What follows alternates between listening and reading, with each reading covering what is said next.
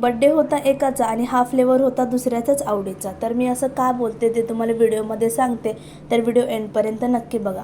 तर मला इथे हाफ KGमध्ये रसमलाई फ्लेवर ह्या केकची ऑर्डर आलेली होती. हाफ KGमध्ये मला हा केक बनवायचा होता, पण याचा थीम होता स्पायडरमॅन. सो मी तो कसा बनवला हे पुढे व्हिडिओमध्ये सांगते.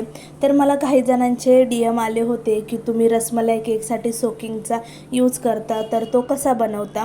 तर मी इथे सोकिंगचा यूज करण्यासाठी जे रसमलाईचं दूध असतं त्याच्यामध्ये थोडंसं दूध टाकून त्याचा यूज करते आणि वर फिलिंगसाठी रसमलाईचा यूज करते आणि स्पॉन्जमध्ये थोडा रसमलाई इसेन्स टाकते.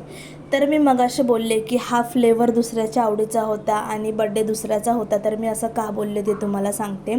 तर हा केक माझ्या फ्रेंडने ऑर्डर केला होता आणि तिच्या मामाच्या मुलाचा बड्डे होता, तो 5 वर्षाचा होता.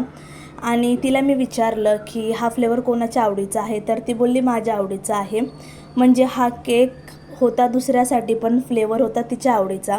पण ती बोलली की घरात सगळ्यांना हा फ्लेवर आवडतो असं काय नाही, पण तिने खास तिला आवडतं म्हणून ह्या फ्लेवरची ऑर्डर दिलेली होती. तरी ते बघू शकता, त्या पोराचं नाव शिवांश होतं. तर मला ते असं लिहायचं होतं. रेफरन्स फोटोसुद्धा तिने मला पाठवला होता, त्याच्यानुसार मी हा केक इथे करत आहे. आणि मला खूप जणांचे मेसेजेस पण आलेले की चॉकलेट गनाश आणि ट्रफल याच्यामध्ये काय फरक असतो. तर मी ते तुम्हाला नेक्स्ट व्हिडिओमध्ये सांगेल. आणि हा होता फीडबॅक. भेटूया नेक्स्ट